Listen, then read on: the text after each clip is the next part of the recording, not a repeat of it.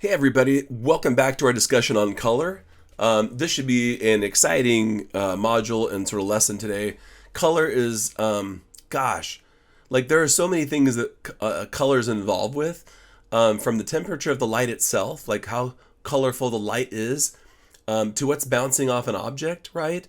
The light we receive into our eyes, the mix sometimes of confusion of color of different objects among people because their eyes are color correcting for a color cast it may see. There's color theory, there's color psychology, and all these, you guys, all this color, right? All this color, like these color, both scientific data and sort of how we feel about color, they all boil down from our perception to our preference, to how we like to edit, to how we like to color grade. Styles and trends happen in this also. But yeah, let's get into it. So the first thing we want to cover, and these sort of the steps we're going to go through to get to how we personally use color. The first one is how we perceive color, right? I mean, everybody perceives color a little bit differently. We all, as human beings, have certain rods and cones in our eyes that we have that are sensitive to certain colors, that are more or less sensitive to certain colors, and we all have backgrounds of emotional. Emotional ties to color, right? So after that, we have the psychology or feelings. How does the color make us feel? There's color theories that sort of distills some of the scientific perception and the psychological effects of color down into like color theory of how color should sort of be used. And then based on all that stuff, there are people like colorists who are in charge of literally their only job in a film is to ensure the different colors in different scenes, and they use all this information and channel all this stuff and sort of funnel it down into a color grade, right? That will affect people and change people's moods and make people feel something. And I think that's what color is largely about, is getting a feeling across, right? So let's see a little bit on how our brain sort of works to perceive color. And this may feel a little bit monotonous going into it of how we perceive things, but it might give you guys a better idea of why people disagree on color and what color things actually are, right? So there's objective color, you guys, and subjective color. And I want to get right out of the way first that for me and for us, most color is subjective. This means that there's no right or wrong. There's no, this has to be this color. We could literally color something how we want, and there's no wrong, right? It's literally up to our taste. It's like sort of like cooking. We use our own recipe for making color, for depending on the stuff the sort of we like, right? So it's our own sort of personal recipe that we use.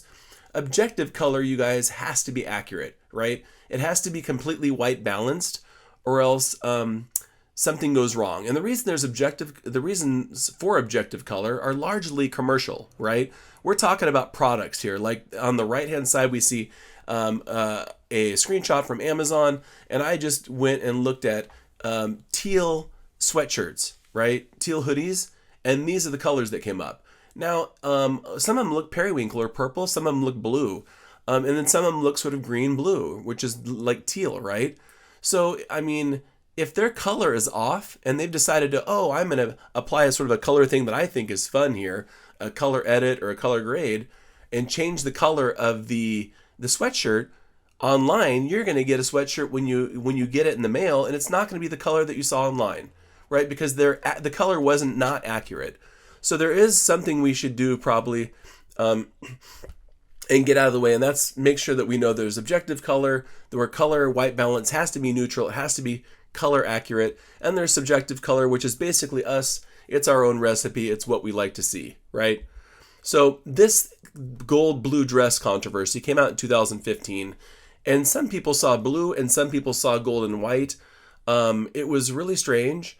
I see gold and white, and hopefully that's the case.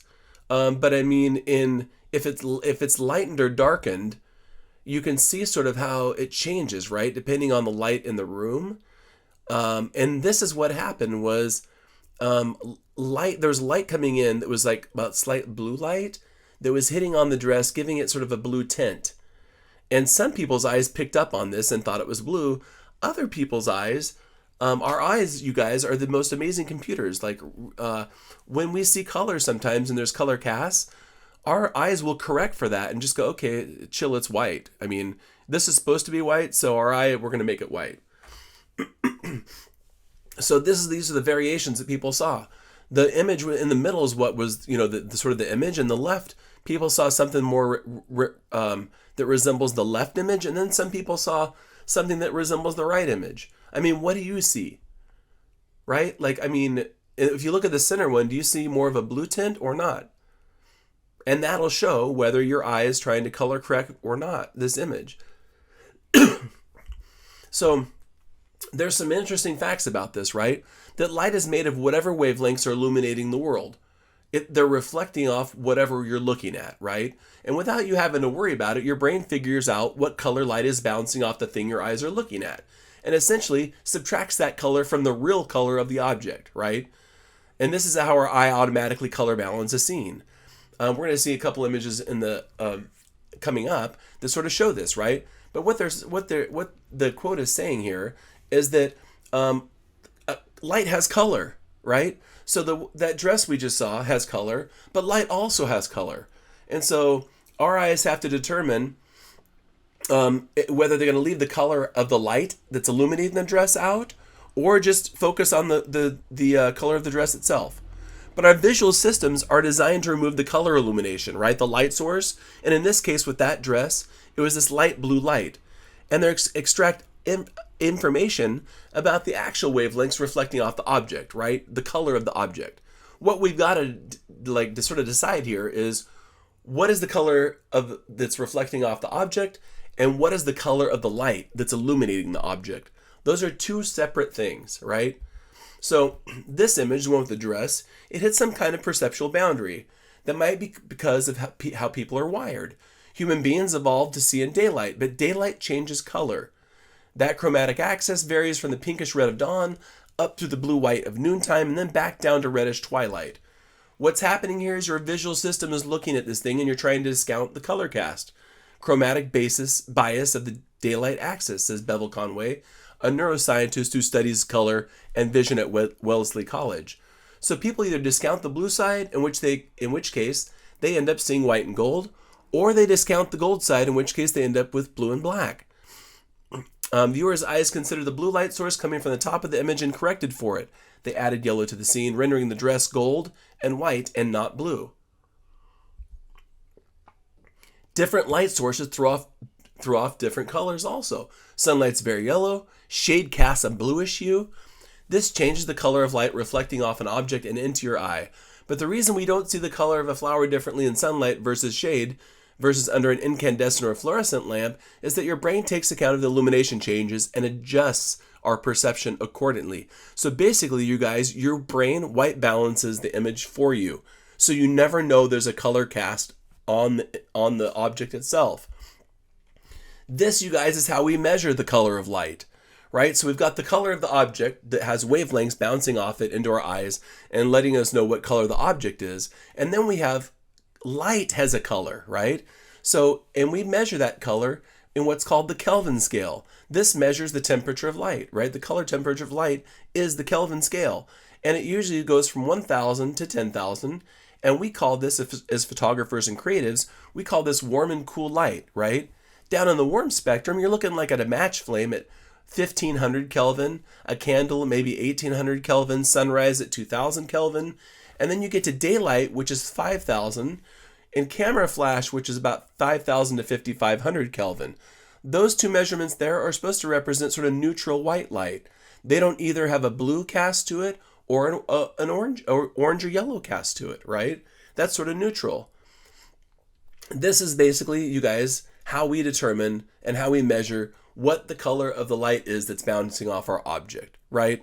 So just to let you know, if we have a blue light like 9,000 Kelvin up at the top, if that light is bouncing off an object and adding itself to an object, it is illuminating that object with blue light. So, right? So, I mean, the way to get to offset that and get color accuracy is to add yellow to that light blue, and it'll balance it out and give us neutral. If we have blue, we add yellow to it to give us neutral white light. If we have yellow, we add blue to it to give us neutral white light. But the goal, you guys, is to hit 5,000 to 5,500 Kelvin dead center, right? Then that, again, is for accurate white light, or that objective sort of color we were talking about when we need accurate color for product photography for commercial work, right? Here's a match flame that's like 1,500. These bulbs, right? These old school bulbs are about 2,000 to 3,000. And this, of course, is, look, if you look and see, these are the real settings on the left to what the light actually looked like. There was yellow light everywhere, but your eye perceived it as white because it knew the bride had a white dress on and a white everything and and he had a white shirt on. Your eye color corrected that, but your camera doesn't color correct it. Your camera just sees the light that it gets, and we have to sometimes go into Photoshop or Lightroom or an editing app and edit it so that it actually looks more neutral white light. Because you can see there's skin on the left image. Their skin looks awful. Like it looks all yellowy and jaundicey and gross. And the second you white balance it, it looks a lot better. This image here shows that the image in this first image with this guy that's sitting there at the table, it is neutral white balance. It's like white light. And the reason this has been white balanced, right? And the reason I know is because his skin looks supernatural normal, right? And above him is a yellow light that doesn't look yellow. That means that blue has been added to the scene.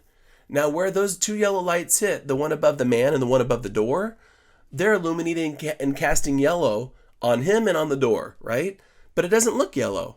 Outside, though, where there's no yellow, where blue has also been added, that looks ultra blue. And that's because blue has been added to this entire scene, and where there's been yellow, it's been neutralized and gone to white light. Whereas outdoors, there's no yellow lights out there that are illuminating it, causing it to be neutral. This here you may see and look at this and go, oh my gosh, white dress on a bride, right? There's a white, what is that called? Canopy thing behind her, little canopy tent, and then she's walking on white snow. Now, as your eyes adjust to this, you guys, and as my eyes adjusted to this, when I photographed her at the, where was that at? The Ritz-Carlton in Truckee, this all looked white to me, right? It all looked white to everybody because our eyes are looking at this and going, this is white. We're going to eliminate any other cast. We're good. Now, the color cast coming off of it was flippin' blue. Now, if we look back, we see that the dress and the snow and everything else had loads of blue in it. This is taking the blue out. This is the original, and this is actually color white balanced to make everything actually neutral white. It looks really warm, right? But that's because we got so used to looking at this blue that this looks really warm in comparison. But I'll have to tell you that every single wedding dress you're ever going to see that's shot outdoors in the daytime when the sky is above them, the bride, is going to have a little bit of light blue in their dress because the blue sky bounces blue light down into the dress, and it reacts and has a color cast onto it. So generally you have to take blue out of every single wedding dress you'll ever see.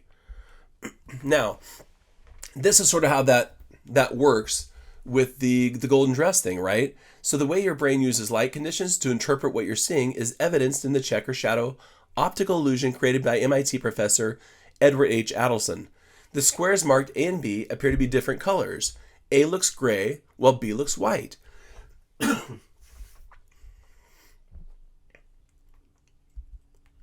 Well, they're exactly the same shade of gray. Your eyes know this, but your brain tells you a different story. It figures that B is in the shadow, and therefore, in order to explain how both squares could be sending the same amount of light to your eye, it determines that it must be white. So if you look back and forth like this, look, they were the exact same color. And it's not until we see that bar across them that we realize that. And if you look away and look back, it looks like it's a different color again. It's so nuts. So crazy. So now we're talking about a little bit about color psychology, you guys, and how our color perception affects how we feel, right? So red, now look, this information comes from a book called If It's Purple, Someone's Gonna Die. It's by Patty Bellatoni, and she did research for years on color and what students reacted to color. She's a professor how they reacted to color, and then she used films to help her sort of flesh out a sort of an idea on what colors make us feel what, right? Some of it's scientific, some of it's, I think, anecdotal, and she just like, is sort of using the experience she knows from her students to generate this information. But I mean, the thing I want you to know mostly, right, is that red advances towards us. It's one of the most visible colors, and biologically, it raises the heart rate and anxiety level. Now, that part right there, that and that 64% of cones are red sensitive, that right there is scientific. We can't get around that, right? So if 64% of the cones are red sensitive in our eyes, that means our eyes are highly, are highly adept at picking up the color red, okay? Which is unfortunate because we're really good at seeing red, but it raises our heart rate and anxiety level. Like, oh my God, right? So, but this is a perfect example, right? If spatially red advances towards us and it's one of the most visible colors, it increases our heart rate. I mean, that's probably why stop signs are red, They spatially come at you, they come toward you. And that's by design. They wanted you to see those, right? Yellow, it also advances towards us. It's the second most visible color, and it's probably gross to even look at this. And if it's causing you anxiety and losing your temper, well, then it's doing its job, because that's sort of what yellow does, according to Bellatoni, right? And this is sort of one of the things that, I mean, in nature, right? In nature, let's see, some of the attributes are cautionary, contrary, visually aggressive. Cautionary is right? I mean, this is, in nature, yellow is a caution. I would totally stay away from this thing. Blue spatially recedes backwards, biologically relaxing and calming, and only 2% of cones are blue sensitive. It's also the most common color in corporate identity, right? I mean, like here, blue's receding back, red is coming towards us. That might be why a stop sign on a blue sky looks so impactful to us visually, because blue is going back and red's coming right at us, right? And in terms of corporate identity, this is everywhere. If you look at blue and blue logos, blue is supposed to inspire trust and honesty, and so many companies use some sort of shade of blue in their logo and their corporate identity. It's the most common color in corporate identity is blue, right? Orange is fun, right? It's warm, it's naive, it's romantic, it's exotic, right? Here's the exterior orange, which is never good because it looks like a fire. Interior orange is welcoming and like cozy and stuff. And exterior orange is like poison and pollution. And we have green, right? Green raises the heart rate and anxiety level too. What color? Very few colors don't raise your heart rate and anxiety level, apparently. I think red's one of the worst, so is yellow. 32% of your cones are green sensitive, right? And we've always associated green with like fresh vegetables and spoiled meat, right? Poisonous, corrupt. The witch in Wizard of Oz has a green face, so she looks like a monster and she's unhealthy, she's sickly. That's why they use it for maybe the poison control center. There's purple, one of the hardest colors for the eye to discriminate, right? Extremely rare, but it's the most powerful visible wavelength of electromagnetic energy. Purple is usually associated, according to Bellatoni, with like the mystical, the ethereal, like magic and spirituality, right? That's what she associates purple with. So after we got through sort of a little bit of color psychology, then there's color theory, right? How our perception and feeling influence design. And this, you guys, is the color wheel.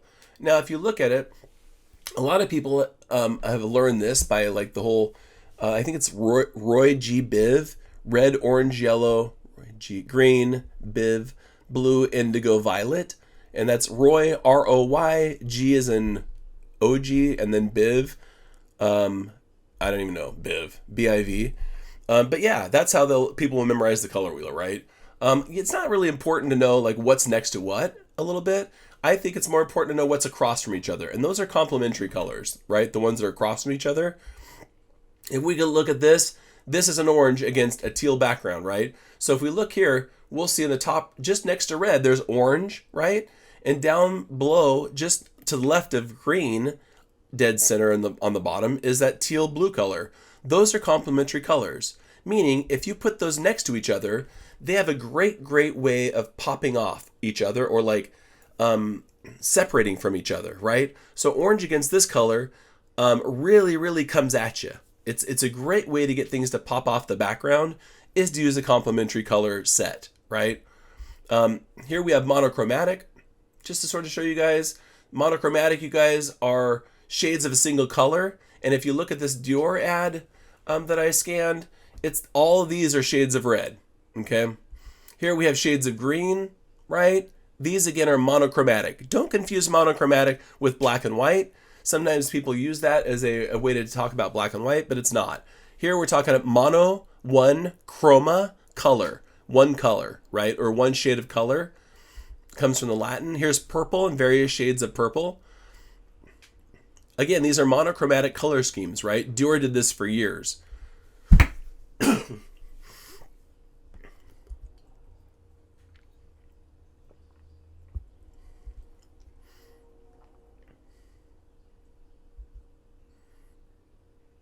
Again, shades of purple, right? The entire image has shades of purple in it.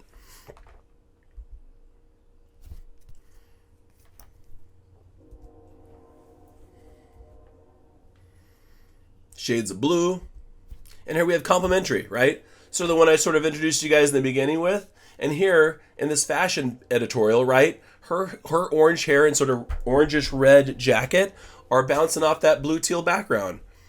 Super great. Perfect example, right? Here, the same way. In fact, the entire spread, and if you think about it, you guys too, like, it's not just her orangish red hair, it's also her face. Humans, our melanin in our skin is red and yellow. Red and yellow make orange, right? So basically, we are orange blobs, and whatever we're put against, if we're put against a teal background, we're going to pop off the screen just like that orange, right? Humans in film and in photos are just like the orange we saw. They're going to pop right off that background if you put them against a teal background, which is a complementary color scheme, right? Complementary color scheme here. There's the red-orange against the teal-blue background. Here's complementary color scheme, red against green, yellow against purple. Again, we're going right across the color wheel, right? Just on the other side of the color wheel, we're finding what colors match up. Purple and yellow. Here's complementary colors in nature. And here's analogous. Don't say analogous, because that's not correct. And dude, yeah, just don't say analogous. Say analogous. That's how you pronounce this word. Had a student say it one time. It was super fun. But yeah, here's analogous, right? These are colors that are next to each other on the color wheel. So any color that's next to each other on the color wheel in twos or threes like this is an analogous color scheme. This is what they sort of look like, right? So you'd have colors of yellow, orange, and yellow, orange, yellow, and orange. You'd have violet, blue. You'd have blue, green, green, and green, yellow, green. All these things next to each other, right? The colors associated right next to each other are analogous color schemes. Here's an analogous photo with analogous color, right? There's analogous colors. Analogous. Orange and red and yellow. Same, orange and red and yellow, right? Out in nature. So color grading, you guys, is where everything sort of comes together, right? Our perception comes in of how we perceive color, the psychology of how color makes us feel, and then color theories influence sort of on our personal choice of color, right? It all comes down, and we start editing and seeing color and editing our images based on all those things. And it's based again on the color wheel. So all of our color grading is sort of based on this sort of schematic, this sort of scheme, right?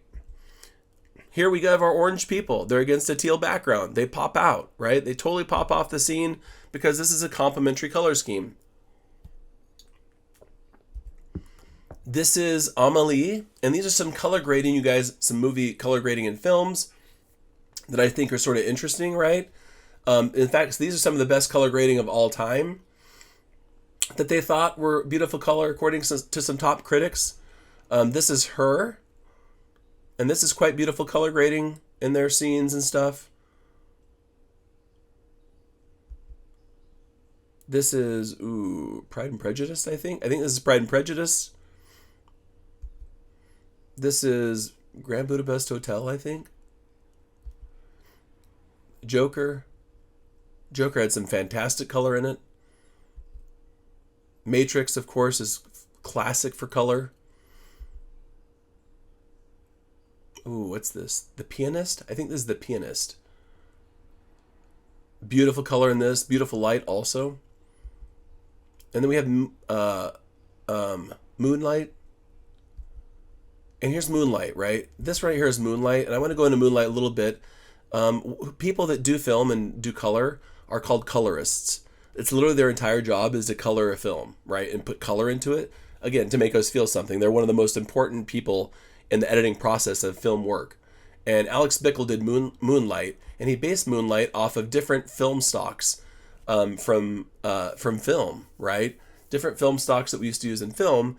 And each stage of his progression in life, as through his teenage years and how he grew up, he was called little, and they used Fuji film stock for this because he wanted to bring out lush greens and blues. Now, if you look, this is in one of the images, right, of him when he's little.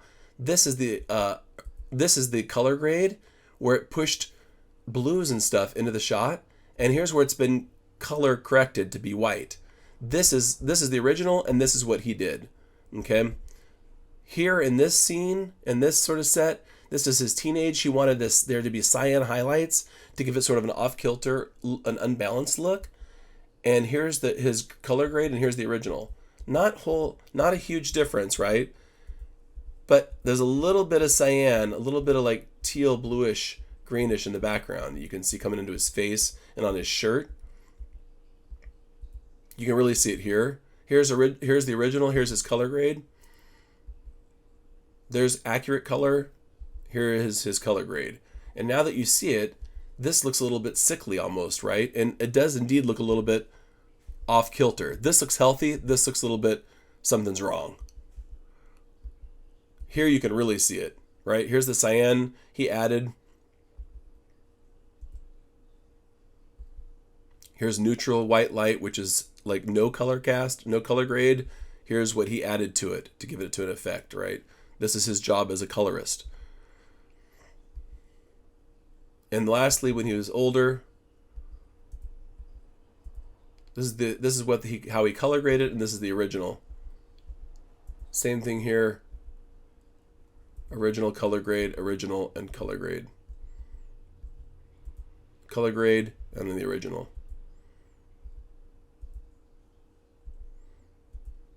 I don't know, but to me, I think he made the color, if this is the original, what it looked like before he color graded, it looks like he made the color like sad. Like this looks to me a lot more somber and sad and like muted than this.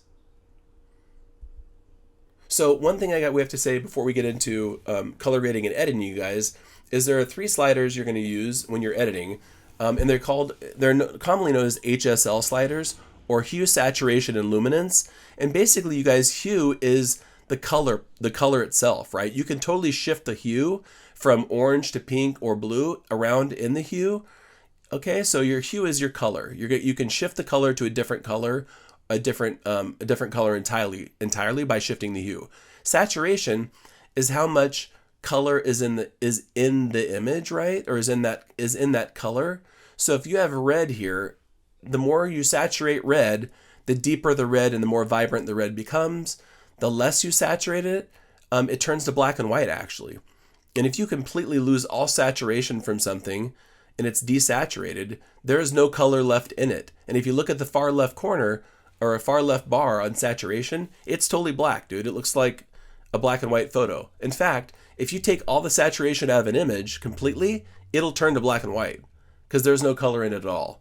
And lastly, luminance is the brightness of the color. Okay, so is your red going to be really bright red, or are you going to darken the red?